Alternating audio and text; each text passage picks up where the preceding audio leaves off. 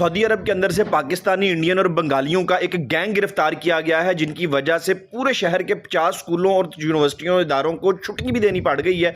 इतना खतरनाक ये गैंग था। ये पाकिस्तानी थे इसमें शामिल, इंडियन शामिल थे और बंगाली लोग शामिल थे, कुछ अफगानी भी थे। रियाद शहर के अंदर छुट्टियां हुई थी 2.5-3 महीने की, जिस तरह पाकिस्तान में गर्मियों की छुट्टियां होती हैं। छुट्टियों के बाद बच्चे स्कूल जाना शुरू हुए। 50 से ज्यादा स्कूल है रियाद शहर के अंदर। जब रियाद शहर में वो स्कूलों में पहुंचे तो उनके एसी, उनके पंखे, उनके एग्जॉस्ट, कोई भी चीज काम नहीं कर रही थी। लाइटें बंद थी स्कूलों की। और ये एक स्कूल में नहीं था, 50 के 50 स्कूलों में यही हाल था कि बच्चे शदीद गर्मी हब्स के मौसम के अंदर बगैर एसी और पंखे के बैठे हुए थे और शदीद परेशानी थी। तहकीक की गई तो पता चला कि तमाम स्कूलों का जो इलेक्ट्रिकल का सारा निज़ाम था वो गायब था। उसकी तारें, उनके स्विच, हर चीज़ गायब कर दी गई थी। और स्कूल को फिर छुट्टी दे दी गई, एक हफ्ते के लिए बंद किया गया कि जब तक ये चीज़ें बहाल नहीं हो जाती तब तक क्लासें नहीं होंगी। और फिर पुलिस ने तहकीकात की, पता चला कि एक ही गैंग ने 50 स्कूलों के 2.5 माह के अंदर सारे का सारा करोड़ों अरबों रुपए का, तारों का, स्विचेस का और पूरा इलेक्ट्रिकल का जो निज़ाम था वो चोरी करके कबाड़ में बेच दिया है। फिर इस पे मजीद तहकीकात के नतीजे में एक ये गैंग जो है इसको गिरफ्तार कर लिया गया है। इनके कपड़ों से पता चलता है,